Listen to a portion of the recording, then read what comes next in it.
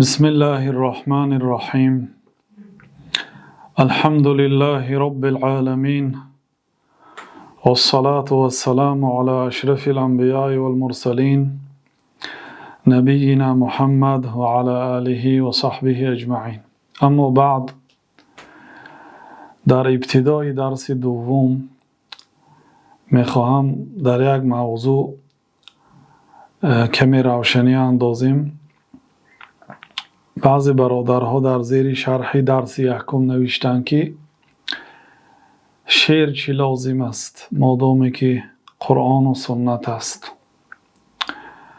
و این گونه سوال ها تا آخری درس بسیار تکرار می شود. اول اینکه ما درس قرآن و تفسیر قرآن هم داریم و در شبکه بیان به قدر امکان فراورده استادند، و اینچنین درس حدیث هم، شرح 40 حدیث و شرح عمدة الاحکام که عالی ترین حدیث ها هست، و اینچنین شرح صحیح بخاری به قدر امکان به شبکه فرامده استاده است. دیگر این است که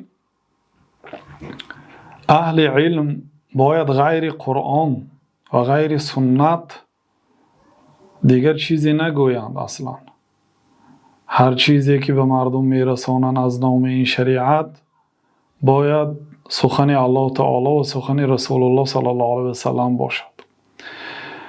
ولی برای فهم سخن قرآن و سنت، علما رحمت الله علیهم قول صحابه ها و تابعین و امام ها و بزرگان این ملت را نقل میکردند. و مسئله خود شعر گفتن آیا اجازت است از نگاه شریعت یا نه؟ نگاه میکنیم به بهترین کتاب بعد قرآن کریم، به کتاب امام بخاری، صحیح بخاری. امام بخاری در صحیح بخاری میگن که باب ما یجوز من الشعر والرجز والحداء و ما یکره منه، باب درباره اجازت بودن شعر و رجز و الحدا، اینها هم مانند شعر است ولی از شعر کمتر فرق میکند. قافیه بندیش و وزنش که بعضش وزن ندارد، مانند آن بعضی گوییم شعرهایی که مادرها هنگام خوابانیدن کودکانشان میخوانند، اونها بعضش وزن ندارد، قافیه ندارد، لیکن مانند است. آیا همین گونه شعرها از نگاه شریعت اجازت است و کدام اینها مکروه است گفتن؟ و در جای دیگر گفتن که باب الشعر فی المسجد، باب درباره گفتن شعر در مسجد آیا جایز است یا نه؟ امام حافظ میگن که ای ما حکمه، یعنی حکمش چی است؟ یعنی امام بخاری چنین عنوان گذاشته، شعر در مسجد آیا جایز است یا جایز نیست. بعد از آن با اسناد خود ذکر کردن، گفتن که حدثنا علی بن عبدالله، یعنی استادشان علی بن المدینی، قال حدثنا سفیان قال حدثنا زهری عن سعید بن مسیب رحمه الله تعالی قال مر عمر في المسجد و حسان ینشد. این سند بسیار سندی بزرگ است. علی ابن مدینی استادشان، بعد از آن سفیان ابن عیینه یکی از بزرگان این ملت اسلام، بعد از آن امام زهری شیخ مالک، بعد از آن سعید ابن مسیب سردار تابعین، سیدی تابعین. میگن که عمر در مسجد گذشت که حسان ابن ثابت شاعر جناب رسول الله صلی الله علیه وسلم در مسجد رسول الله صلی الله علیه وسلم شعر میگفت، و سیاق دلالت میکند که حضرت عمر به حسان با یک نظری غضبناک نظر کرد که در مسجد رسول الله صلی الله علیه وسلم به جای اینکه قرآن خوانی، برای اینکه حدیث رسول الله صلی الله علیه وسلم خوانی، یعنی شعر میخوانی، یعنی با نگاهشان هم خیلی گفتند. بیهوده حسان ابن ثابت به نگاه حضرت عمر رضی الله عنه جواب نگردانید. حضرت عمر رضی الله عنه خیلی که برای همگان معلوم است برادرای عزیز، در دین الله تعالی شخصیتی بودند که غضب میکردند اگر بینند که حرمات الله تعالی پایمال شود، در راه الله تعالی غضب میکردند، خوشا به حالشان. خیلی که در صحیح بخاری مسلم ثابت است، دیدند که دو نفر آواز خود را در مسجد رسول الله صلی الله علیه وسلم بلند میکند. صحابه را به سوی آنها فرستانیدند، آنها را فریاد کرده آمد، گفتند که من این انتما، شما از کجا هستید؟ گفتند که ما از اهل طائف هستیم. طائف از مکه 70 کیلومتر است، یعنی از مدینه 500 کیلومتر دورتر. ما از طائف هستیم. گفتند که لو کنتما من اهل المدینه لاوجعتکما ضربا، اگر شما از اهل مدینه می شدید من با زدن شما را درد و علم درد را می چشانیدم. ترفعان اصواتکما فی مسجد رسول الله صلی الله علیه و سلم، در مسجد جناب رسول الله صلی الله علیه و سلم آواز خود را می بردارید. یعنی مهمانی آنها را به نظر گرفتند. شاید آنها که از اهل مدینه نیستند و قدر مدینه و قدر مسجد رسول الله صلی الله علیه و سلم که در آنجا جناب رسول الله صلی الله علیه و سلم خوابیده اند، شاید آنها نمیداند. بنابراین گفتند که اگر از اهل مدینه می شدید ضرب می خوردید. گفتند و دیگر چی نکردند. بنابراین وقتی که من در مسجد دیدن که حسان شعر میخواند، یک با نظری غضب نگاه کردند، لیکن شاید حضرت عمر دلیل جستند برای انکار حسان، لیکن انکار نکردند. برای چی؟ برای آنکه این بزرگان به هر یک گفتار و رفتار خود بازگشت به قرآن و سنت میکردند. اگر در قرآن و سنت چیزی نیابند چیزی نمیگفته. حضرت عمر غضب کرده، نگاه کردند، لیکن چیزی نگفته. حضرت حسان گفتند که کنتو انشد فیه و فیه من هو خیر منک، من در این مسجد شعر میگفتم زمانی که در این مسجد از تو بزرگتر و بهترین انسان امام و راهبر بود، یعنی رسول الله صلی الله علیه وسلم. یعنی من در زمان رسول الله صلی الله علیه وسلم در این مسجد شعر میگفتم. دیگه عمر چی میگفت به این سخن حسان؟ مادامی که در زمان رسول الله صلی الله علیه وسلم در حضور پیغمبر صلی الله علیه وسلم در این مسجد مبارک دین مقدس اسلام محض از همین مسجد به تمام عالم پهن شد، نه از مسجد کعبه، از مسجد جناب رسول الله صلی الله علیه وسلم.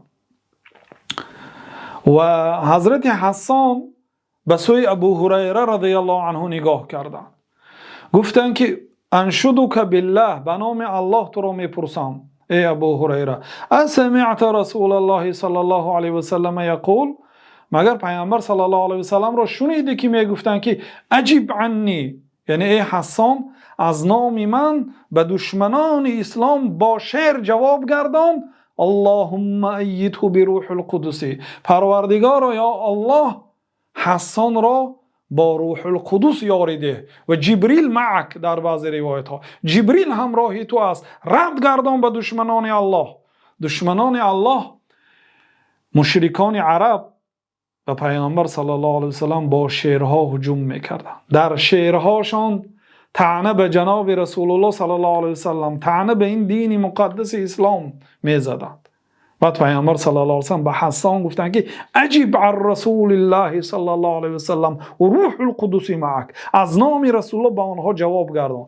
پیامبر صلی الله علیه وسلم عادتا شعر نمیگفتند، هست موضع هایی که شعر گفتند، لیکن پیامبر صلی الله علیه وسلم شاعر نبودند.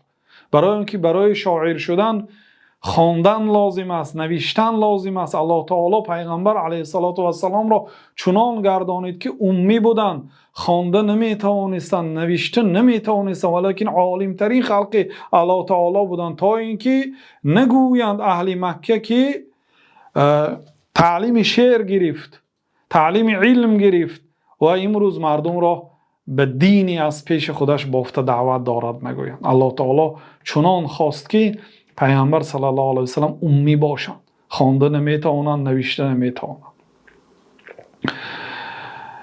ببینید در این حدیث پیغمبر علیه السلام به حسان فرمان دادند که از نام رسول الله صلی الله علیه وسلم به دشمنان اسلام شعر با طریقه شعر جواب گردان و روح القدس به تو یاری دهد. جبریل، یعنی جبریل هم همراهی تو علیه دشمنان اسلام است.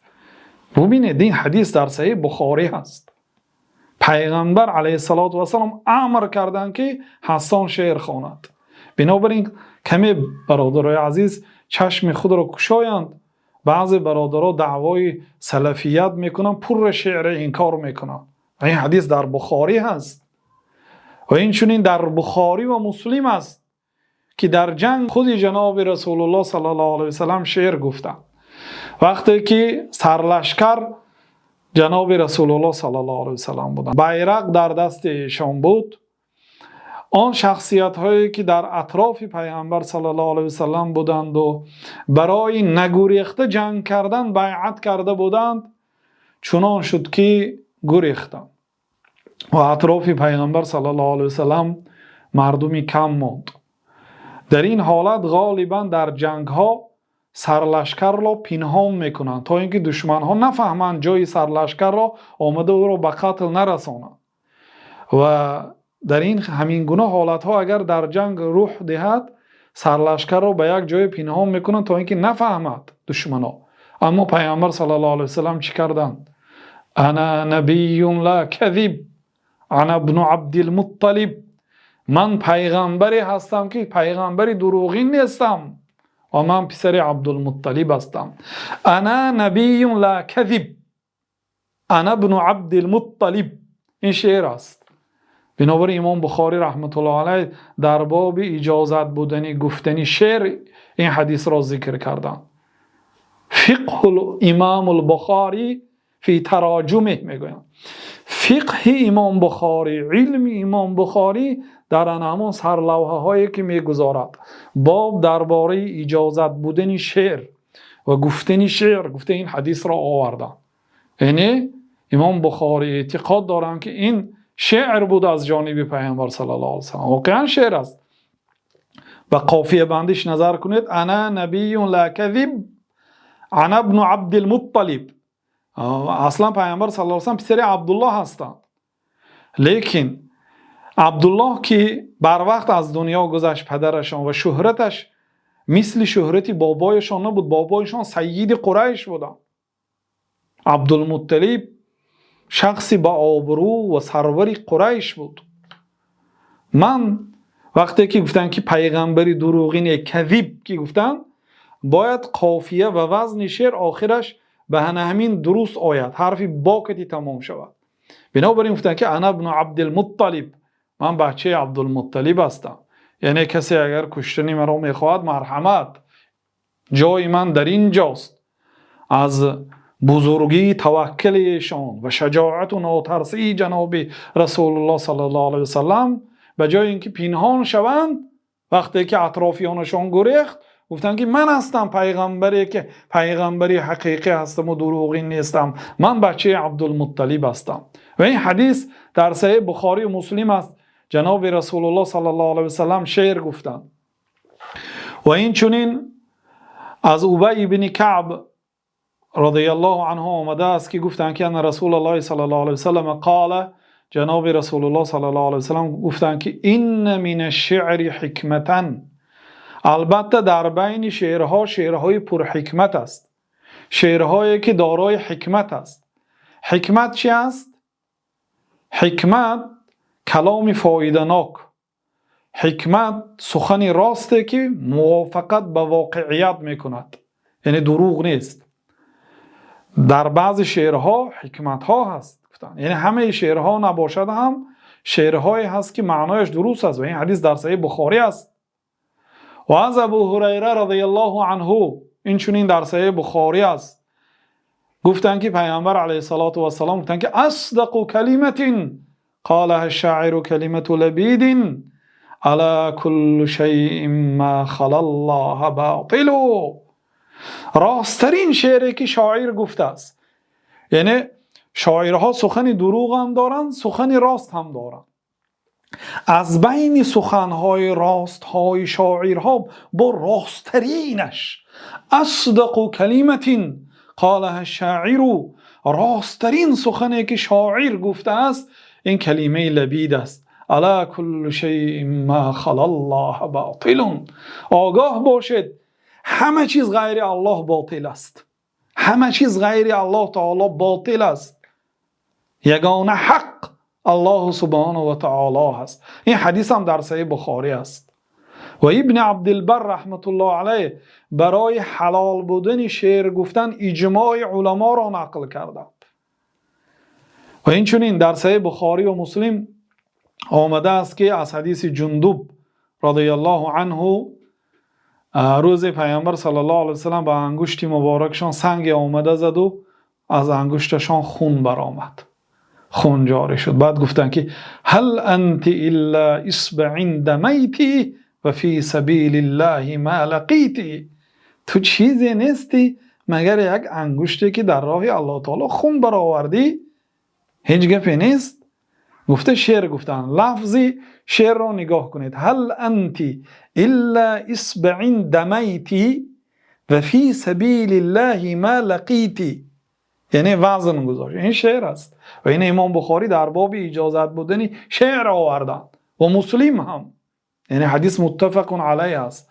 برادر عزیز، و یک حدیث دیگر هست بسیار دلالت روشن میکند اگر حدیث صحیح باشد. این حدیث از عایشه رضی الله عنها روایت است که میگویند که کان رسول الله صلی الله علیه و سلم ینصب لحسان منبرا فی المسجد فیقوم علیه یهج الکفار. جناب رسول الله صلی الله علیه و سلم برای حسان یک منبر راست میکردند، یعنی یک منبر گذاشتن در مسجد تا اینکه در آن منبر حسان ابن ثابت شاعر جناب رسول الله صلی الله علیه و سلم برآمده علیه کفار شعر خواند. کافرها پیامبر علیه السلام را در شعرهایشان تنقید میکردند. بنابراین حسان ابن ثابت در یک حدیث آمده است که از جناب رسول الله صلی الله علیه و سلم اجازت پرسید که یا رسول الله اجازت دید من برای آنها رد گردانم. گفتن که وقتی که تو با آنها رد میگردانی نسبی مرا چی کار میکنی؟ گفتن یعنی آنها قریشی هستند، مشرک های عرب قریشی هستند. وقتی که به قریش اگر طعنه زند به نسب رسول الله صلی الله علیه و سلم هم طعنه زده است و نسب رسول الله پاکترین نسب است. نسبم را چی کار میکنی؟ گفتند صلوات الله و سلام علیه. گفت که یا رسول الله نسب شما را چخیلی که از بین خمیر موی را جدا کرده میگیرد انا همین خیل، یعنی این مهارت شعر گفتن است، چنان میکنم که یعنی به نسب شما طعنه نمیرسد. گفتم رضی الله عنه. و این حدیث را حافظ ابن حجر رحمت الله علیه در فتح الباری به ترمذی نسبت دادیم. گفتن که این حدیث در ترمذی هست، من در ترمذی نیافتم و از حضرت عایشه رضی الله عنها نقل کرده. و این چنین حافظ ابن حجر در فتح الباری گفتن که ذکر المزی، جمال الدین مزی شاگرد شیخ الاسلام رحمت الله علیه، محدث فقیه مورخ بزرگ اسلام، امام جمال الدین مزی رحمت الله علیه در کتاب اطرافشان گفتیان که انا همین حدیث آورده که البخاری اخرجه تعلیقا، همین حدیث امام بخاری در صحیح بخاری تعلیقا ذکر کرد، یعنی بدون اسناد، به اسناد همین خیل ذکر کرد. گفتیان لکنی لم اره فیه، حافظ ابن حجر میگه اینشه من ندیدم در صحیح بخاری. میگه مزی این حدیث رو به بخاری نسبت داده اگرچه معلق باشه. حافظ میگه که من همین حدیث ندیدم در صحیح بخاری. میگه بعد از آن شوکانی را دیدم. شوکانی یک کتاب دارن نیل الاوطار، در کلیه حدیث 4 سال این کتاب نیل الاوطار مقرر بود در شرح حدیث. شوکانی میگن که در نیل الاوطار و فی الترمذی عن عایشه و در سنن ترمذی از عایشه آمده است که كان رسول الله صلی الله علیه و سلم ينصب لحسان منبرا في المسجد فيقوم عليه يهجو الكفار. یعنی حدیثی که گفتیم، یعنی پیامبر صلی الله علیه و سلم برای حسان یک منبری دادن، در آن منبر حسان به مشرکای عرب شعر میگفت علیه آنها. و شوکانی هم به ترمذی نسبت دادن و با در آخرش گفتن که اخرجه الحاکم فی المستدرک، این حدیث حاکم در مستدرک روایت کرد و قال هذا حدیث صحیح الاسناد، و گفت که این حدیث صحیح الاسناد است، من در مستدرکم نیافتم. این دلالت به کوتاهی یعنی علم ما میکند نیافتیم. ببینید حتی بدرالدین عینی هم در شرح سنن ابو داود گفتیان که همین حدیث در سنن ابو داود هست، گفتیان من نیافتم. خلاصه یعنی برای چی این گپ میگم؟ وقتی که در سنن ترمذی هست گویم یگان کس نیابد در سنن ترمذی، طعنه به من نزنید. ببینید از ما پیشتر که ها به سنن ترمذی نسبت دادن، شاید باشد با دیگر لفظها، شاید در یک جای مخفی باشد. ببینید حافظ ابن حجر، بدرالدین عینی حنفی و این چنین شوکانی رحمت الله علیه در نیل الاوطار این حدیث هر سهشان به ترمذی، با در نیل الاوطار شوکانی هم به ترمذی و هم به مستدرک حاکم نسبت دادیم. مستدرک حاکم میدانید در مصطلح خواندیم، مستدرک حاکم مستدرکون علی الصحیحین است. یعنی امام حاکم به امام بخاری و مسلم استدراک کرده است که همین حدیث های هم باید امام بخاری و امام مسلم در صحیح بخاری و در صحیح مسلم باید میدر آورد و لیکن ندر آورده. این حدیث ها هم سزاواری بخاری و مسلم است لیکن آنها ندر آوردن، گفته جمع آوری کردن. یعنی در نزد حاکم اون حدیث ها صحیح است، بنابراین در آخرش میگم که صحیح الاسناد یا صحیح ولم یخرجه، این حدیث صحیح است لیکن بخاری مسلم روایت نکردن، گفته میبیارم. و این چنین حافظ رحمت الله علیه یعنی حافظ ابن حجر در فتح الباری گفتن که وقد نقل ابن عبد البر الاجماع على جوازه اذا كان كذلك. حافظ ابن عبد البر اجماع رو نقل کرد برای شعرها اگر در شعرها لفظی فاحشه نباشد، لفظی دروغ نباشد. و این چونین با این حدیث هایی که در صحیح بخاری آمده است دلیل آورد و غیر این حدیث ها. و قال ما انشد بحضرت النبی صلی الله علیه و سلم، این چونین در نزد پیامبر صلی الله علیه و سلم شعرها گفته شد. حتی وقتی که یگان آدم شعر میگفت پیامبر صلی الله علیه و سلم هی میگفتن، دوام ده میگفتن. ببینید اقرار جناب رسول الله صلی الله علیه و سلم که در حضورشان شعر گفته میشد. این سخنه برای چی میگم؟ برای آنکه بعضی برادرایی که دعوای سلفی دارند شعر را مطلق انکار میکنند.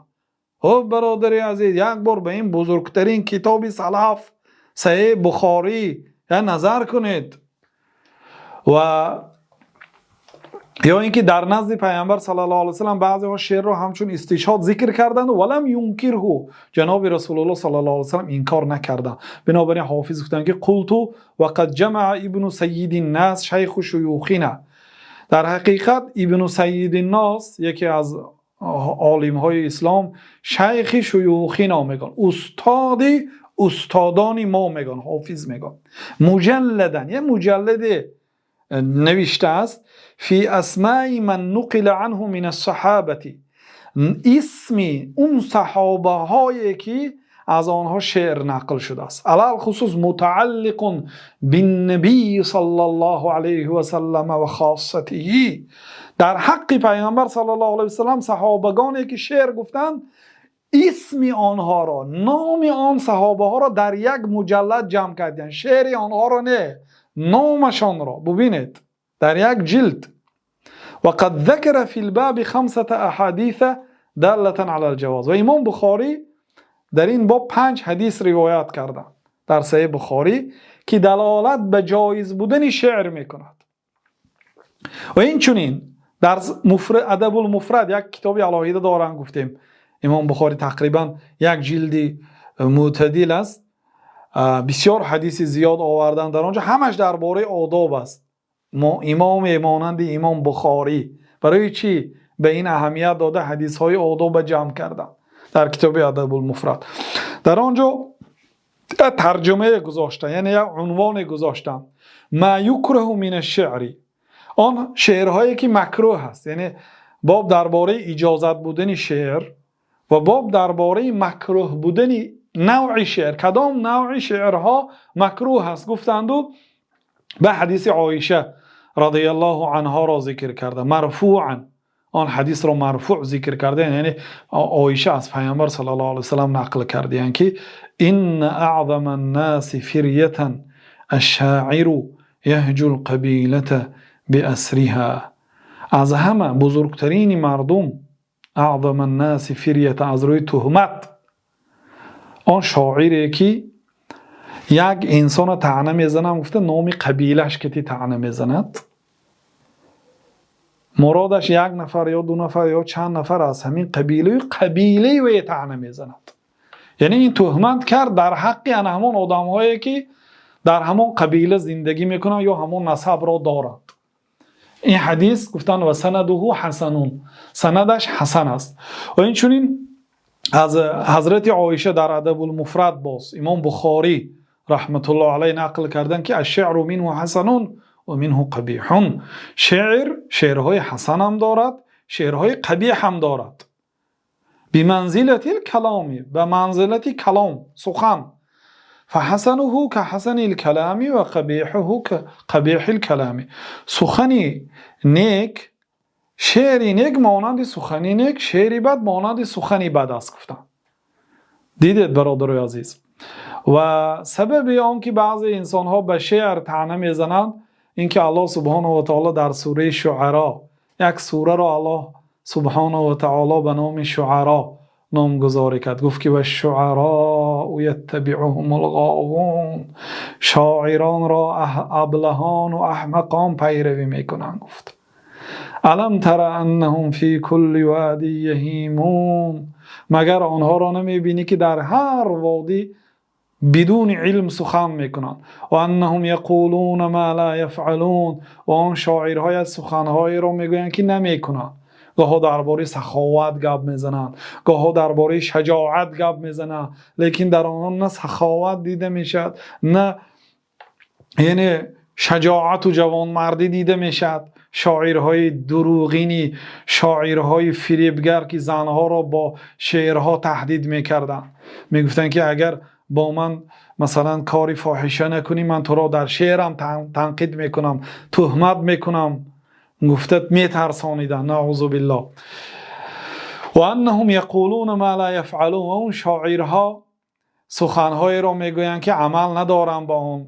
بنابراین مفسرها در زیر این آیت گفتن که و الشعراء یتبعهم الغاوون، شاعرها را ابلهان پیروی میکند. المراد بالشعراء شعراء المشرکین گفتن، مراد از این شعرایی که در آیت آمده است، از این شاعرهای مشرک تا زمان پیامبر صلی الله علیه و سلم که واقعا شعرهاشان در وصف عرق، در وصف بت و هیکل‌هایی که پرستش میکردن، یا در وصف زنها، یا در وصف شکمهایشان که تعریف میکردن، یا سخنهای دروغ میگفتن. عبدالله ابن عباس در زیر تفسیر الم تر انهم فی کل واد یهیمون، مگر نمیبینی که آنها در هر یک وادی یعنی که چرخ میزنن، گفتن که فی کل لغو یخوضون، در هر یک سخنهای بیفایده خوض میکنن. خوض یعنی بدون دلیل و بدون برهان و حجت گپ زدن است. و وقتی که الله تعالی در سوره یاسین و ما علمناه الشعر و ما ينبغي له، ما برای پیامبر صلی الله علیه و سلم شعر را تعلیم ندادیم، و ما ينبغي له، و برای پیامبر شعر لازم هم نیست. گفت برای چی این گپ گفت؟ برای آنکه مشرکای عرب جناب رسول الله صلی الله علیه و سلم را شاعر گفته تهمت کرده. بنابراین الله تعالی گفت که ما علمناه الشعر، ما برای شعر تعلیم ندادیم، و ما هو بشاعر، در دیگر جا گفت که او شاعر نیست. پیامبر صلی الله علیه و سلم شاعر نبودند. یک دو بیت شعر گفتن یا 10 بیت شعر گفتن انسان دلالت نمیکنه که شاعر باشه. و ما ينبغي له، و پیامبر شعر لازم هم نیست، برای آنکه یک سخن داده شد که وحی است، قرآن و سنت است. اگر به کوه نازل شد کوه پاره می شود. بعضی شاعرهایی که نسبتاً به عقل، با عقل ترین شاعرها مانند حسان ابن ثابت، مانند کعب ابن مالک، مانند دیگر شعرای با عقل اسلام قبول کرده. وقتی که قرآن شنیدن اسلام قبول کردن. دومین درجه با عقل تر، نسبتاً با عقل ترین شاعرها، وقتی که قرآن که نازل شد دیگه لااقل از شعرگویی بس کردن. گفتن که دیگه این سخنهای ما در نزد این سخن دیگه اون قدر و قیمت ندارد، ما آن آبرویی که تا امروز داشتیم انا همون هم از دست میدیم اگر از همین روز اعتبار با شعر گوییم. گفته بس کردن. اون دیگه بی عقلاشون شعرها را گفتم میگرفتن. برای چی؟ وقتی که پیامبر صلی الله علیه و سلم رو شاعر گفتن، الله تعالی انکار کرد. برای چی شاعر گفتن؟ بعضی ها گفتن که برای اون که در قرآن هم بعضی آیات ها آخرهایش، قافیه بندیش و وزنهایش یعنی به شعر مانندی دارد گفتن، لیکن این یعنی یک دو آیت یا یک چند آیت به شعر کمی مانندی داشته باشد این شعر گفته نمیشد، برای اینکه قرآن شعر نیست. و بعضی ها گفتن که اراد و انه کاذب، مقصدشون از شاعر گفتنشون دروغچی. وقتی که پیامبر صلی الله علیه و سلم شاعر گفتن مرادشون این که پیامبر دروغچی گفتنی بودن. برای چی شاعر گفتن اگر دروغچی میگفتنی باشن؟ لانه اکثر ما یاتی به شعر کذب، چون که اکثر شعرهایی که شاعرها میگفتن دروغ بود. بنابراین یه مقاله هست که احسنه اکذبوه، بهترین شعرها دروغترین آنها هست. حافظ ابن کثیر در تفسیر می آورند که اعذب الشعر اکذبه، شیرین ترین شعرها دروغترین آنها هست. و این سخن تأکید یاری می دهد سخن الله تعالی در سوره شعراء و انهم یقولون ما لا یفعلون، یعنی آنها دروغ می گفتند. واقعا برای همین هم پیامبر صلی الله علیه و سلم و مشرکا شاعر گفتند. حتی من ثم سموا الادله الكاذبه شعرا، از همین جا بود که اگر کسی که برای گپی باطلش و برای سخنی نادرستش دلیل ها بیارد و بسیار گپ زند، دلیل آوری کند، میگم که شعر نخوان، اینقدر شعر نخوان، مقصد دلیل های دروغ نبیار.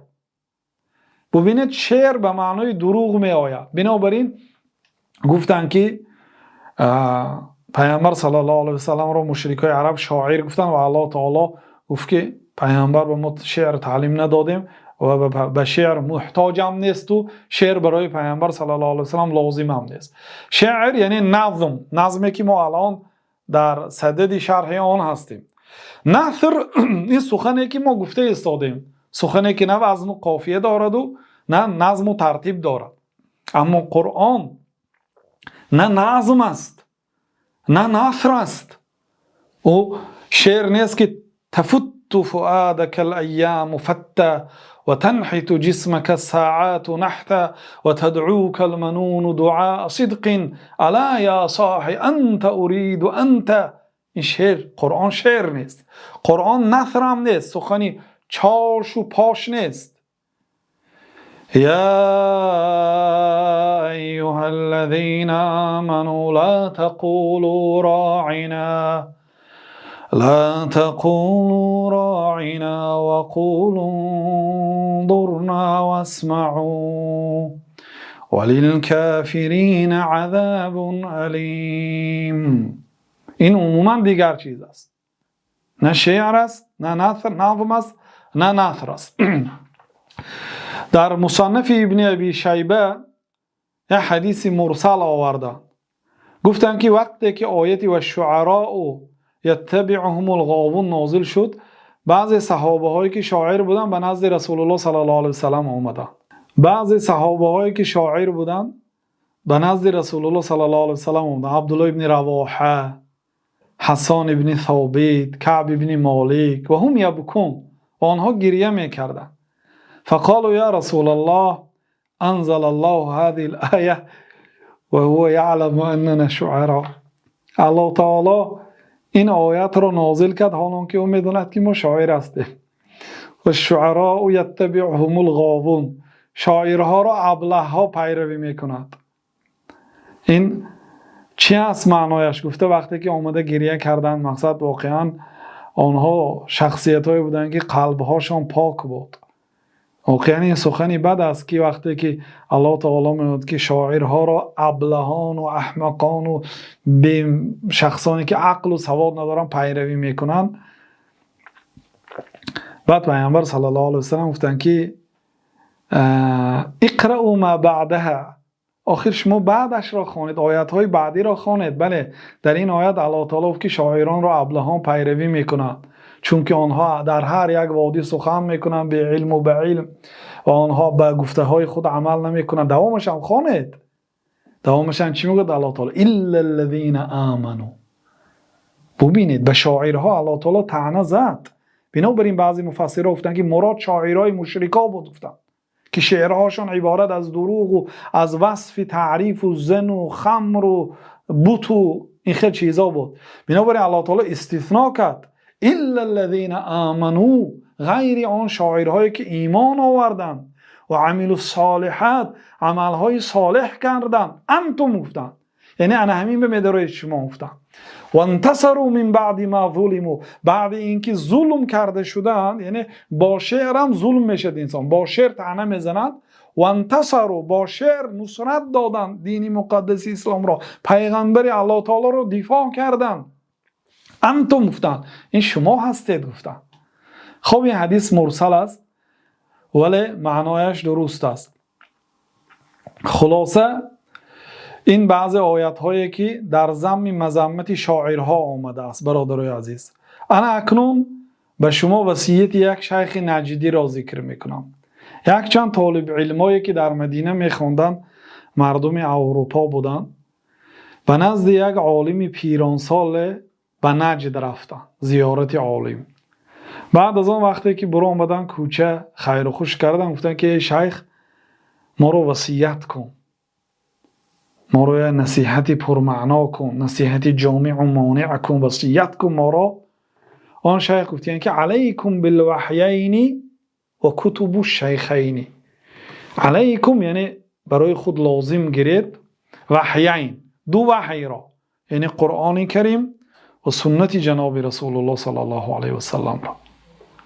اینا برای خود لازم گیرید. همیشه در سخنهایتان الله تعالی گفت، پیامبر صلی الله علیه و سلم گفتند. اصلا باید اهل علم به هر یک سخنی که میگوید دلیل از قرآن، دلیل از سنت، بعد از آن فهم علما از همین آیت و همین حدیث چی هست برای مردم برسانند.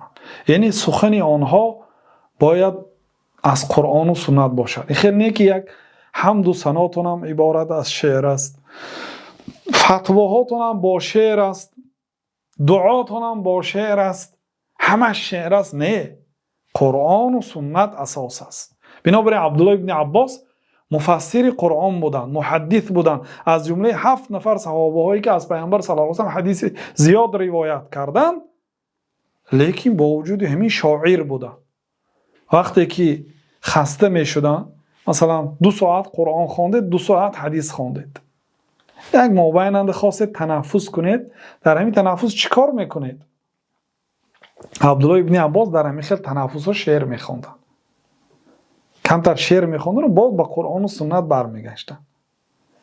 خب این شیخ چی نصیحت کرد؟ یعنی مردم را، طالب علمان اروپایی ها را، علیکم بالوحیین، برای خود 2 وحی را لازم گیرید و کتب الشیخین و کتاب های 2 شیخ را.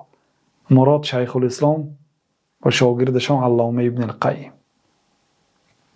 یعنی بعد اینکه وحیین برای خود لازم گرفتید، کتاب های همین 2 شیخ هم لازم گیرید، برای آنکه این 2 شیخ از قرآن و سنت، علل خصوص الله تعالی برای شیخ الاسلام و بعد از آن برای این شاگردشان یک نوع فهم، یک نوع علم ارداد که به دیگرها نداد، دیگرها رو به اینها مانند کرده نمیشد.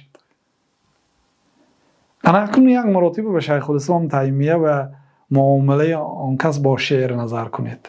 شخصیتی که این قدر دفاع از قرآن و سنت کرده، 7 مراتب زندان شدن بهر قرآن و سنت. روز همراهی شاگردانشان نشسته بودن که یک ذمی، اون شخص کی هست که با نام ذمی، یک نصرانی که ذمی خود را معرفی کرده است، سوال میفرستاند 8 بیت درباره تقدیر. میگوید که الله تعالی میدانست پیش از آفریدن زمین و آسمان ها کی جنتی است کی دوزخی، بعد ما را به این کار را کنید و آن کار را نکنید گفت و با ما را اگر گناه کنیم جزا میداد، حالا اون که او میدانست که ما کی هستیم و کجا میرویم.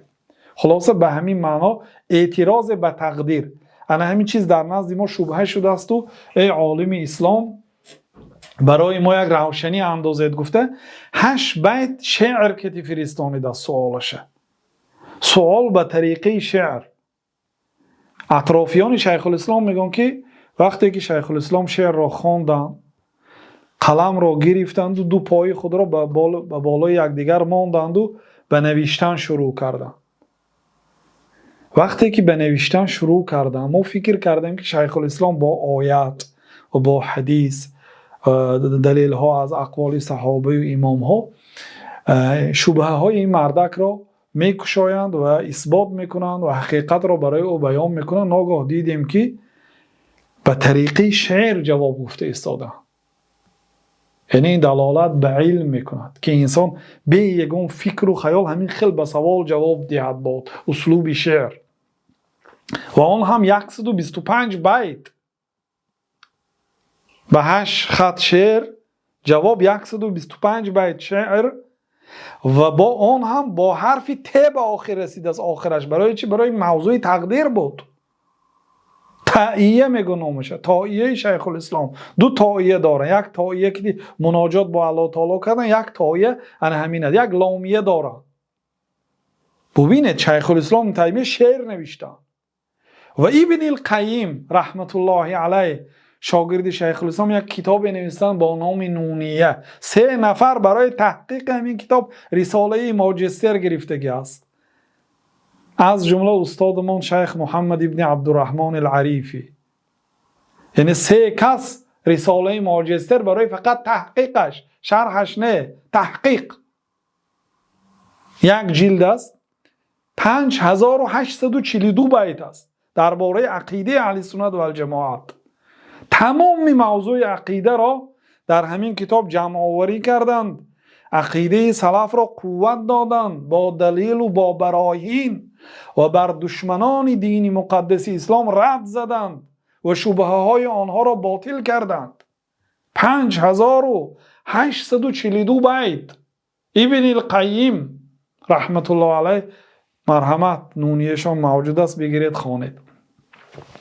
بنابراین وقتی که ما شعر میخوانیم یا شعری کسی را درس میدهیم، اون شعر هم همه وقت درس میدهیم که اگر هر یک بیتش ترجمه یا آیت و ترجمه حدیث باشد. خیلی که بعضی شاعران میگفتن زی مضمونی حدیث و از کلام الله است اشعارم، شعرهای من عبارت از قرآن و حدیث است.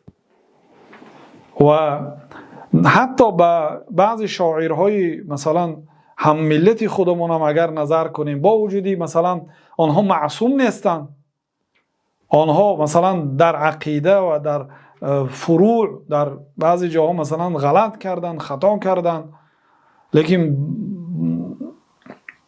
اگرچه در دیگر جاها خطا کردن، لیکن بعضی شعرهای آنها عیناً ترجمه قرآن و سنت است. یا آیت را گرفتن به شعر کشیدن، یا حدیث را گرفتن به شعر در آوردن، یا یک قصه تاریخی را گرفتن به شعر در آوردن.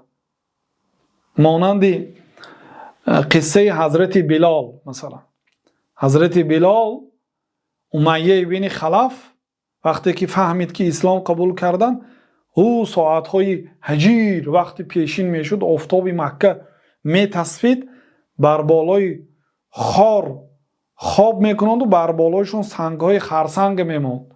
میگفت که لات و هبل بگو، هبل اعلا، لات اعلا، عزا اعلا بگو. میگفت حضرت بلال لا اله الا الله میگفتن، الله اکبر میگفتن. بعد او روزی که آخرین روزا دیگه هیچ قدرتشون نماند، دیگه بسیار عذاب سخت کشیدن، بعد احد میگفتن، احد میگفتن. و حضرت ابوبکر رضی الله عنه چند بار اومده بلال نصیحت کردن که ای بلال، هبل اعلا گوی جانت خلاص کن، لیکن قلبت مطمئنی از ایمان باشد.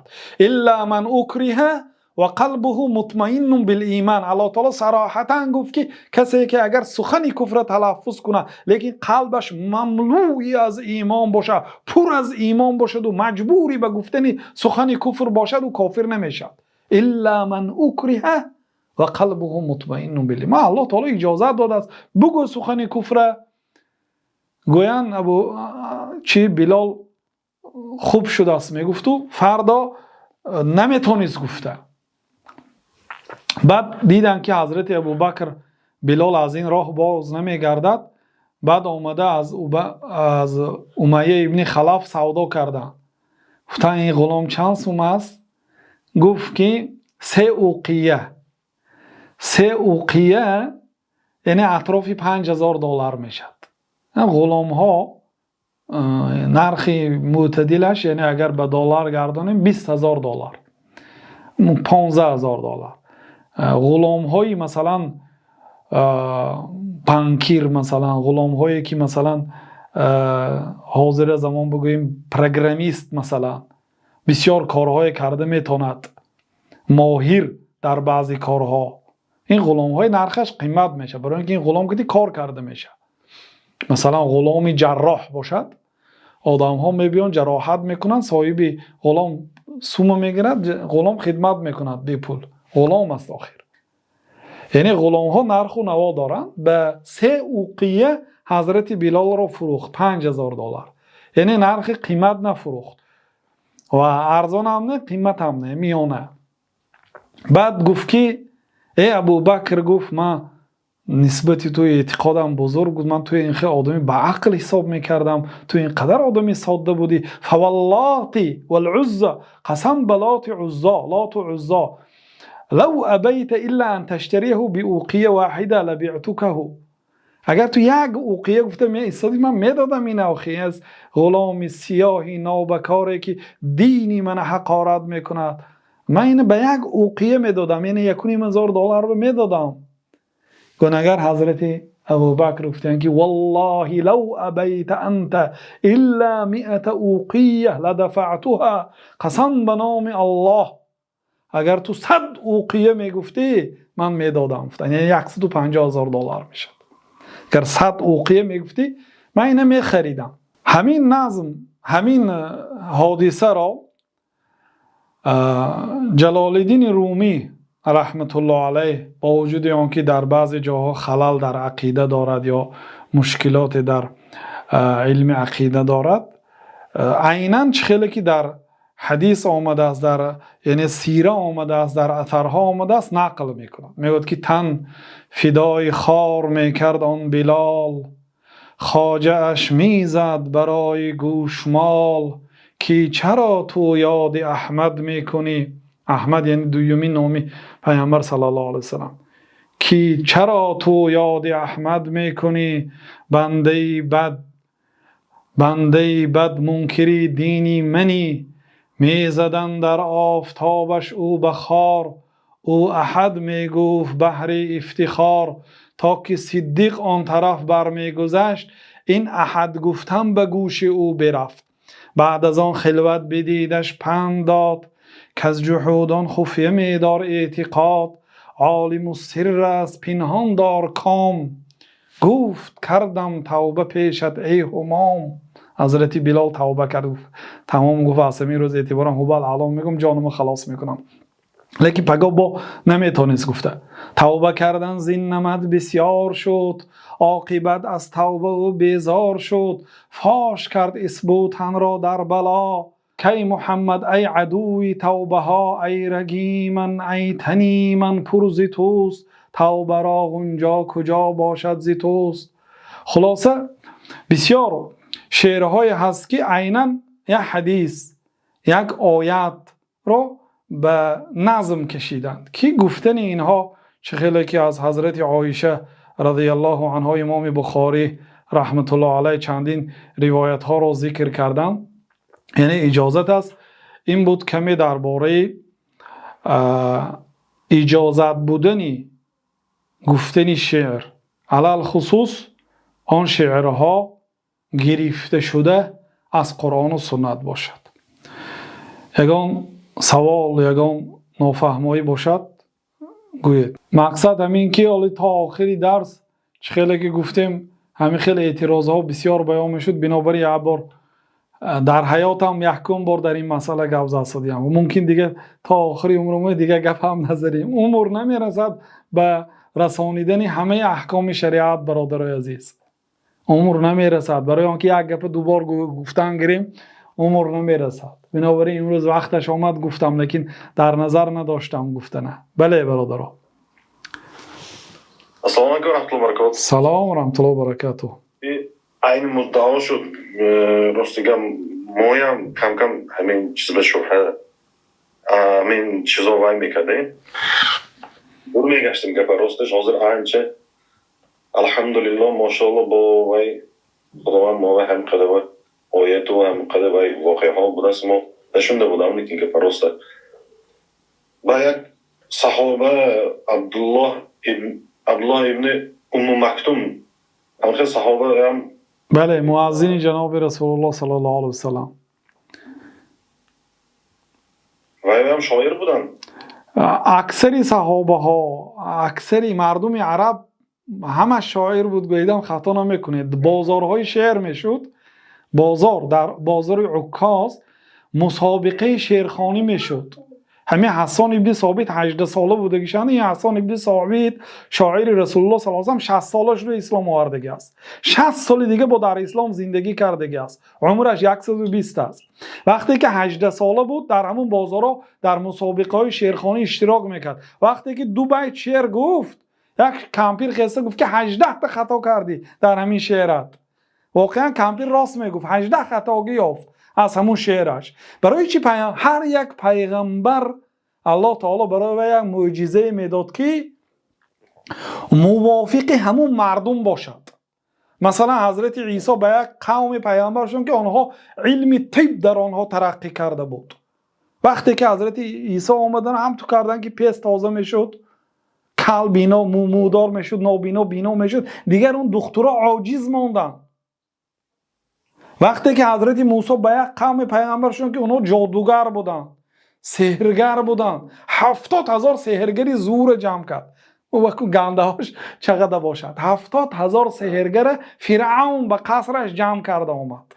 اگر گفت شما غلبه کنید درگاه محمد شخصانی مقرب، یعنی شاعرانی دربار میشیدن 70,000 کس. اون دیگه شاعرای بی سواد چقدر باشد، شاعرایی که درجهش به درجه پادشاه میشناختگی نرسیدگی هاش. ببینید بعد پیغمبر موسی خداوند یک نوع معجزه داد که همه آنها در پیش 70,000 کس، اقل 10 نفرش نه یا 100 نفرش نه یا 1000 همگی سجده کردن. آمنا برب العالمین، رب موسی و هارون. ایمان آوردن. نه فقط ایمان آوردن، همشه به آتش پرتاف. اگر از همین ایمانت نگردی بود نگشت همین 70,000 کس. برای چی؟ برای اینکه معجزه آنها قائل کرد.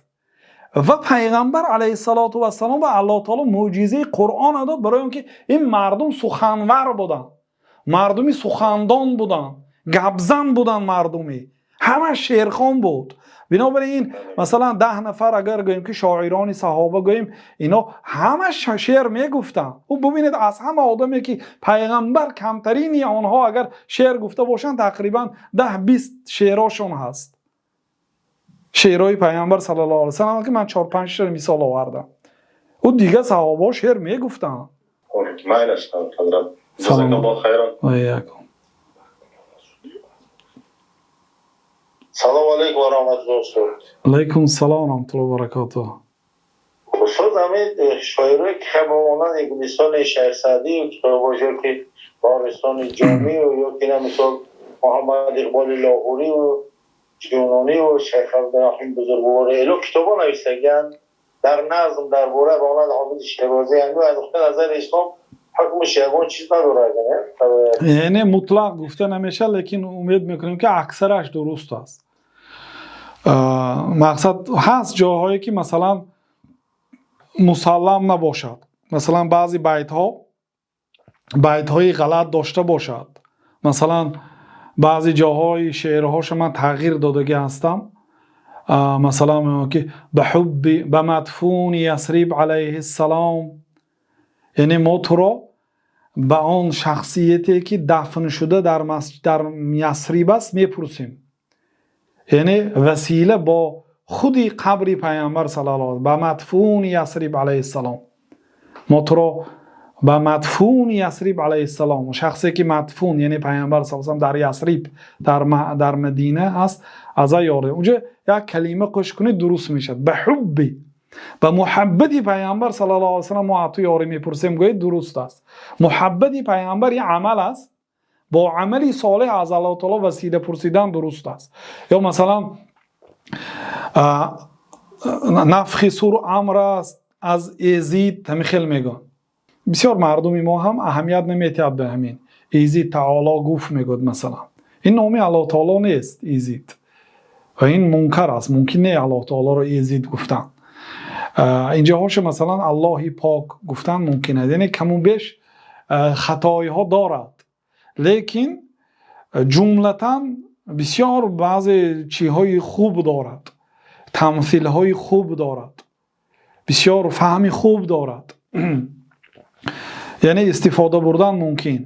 خیلی که ما کتابای نبوی میخوانیم، عالمای بزرگ اسلام میخوانیم، ما تفسیر قرطبی میخوانیم با وجود اینکه غلط داره، یا تفسیر زمخشری که عقیدش معتزلی هست، یعنی این برای هر کی درست نیست، برای آنها که علمی وسیع دارن درست از خواندنش، برای بعضی جهت‌های لغویش گرفتن، یعنی اونجا فایده های لغوی، لغت عربی، بلاغت، فصاحت، خیلی چیزا دارد، در عقیده غلط است، لیکن ممکن است خواندن برای طالب علمان با قوت، برای علما. خب در همین قدر کفایتی میکنیم. والله اعلم و صلی الله و سلم علی نبینا محمد و علی آله و صحبه اجمعین.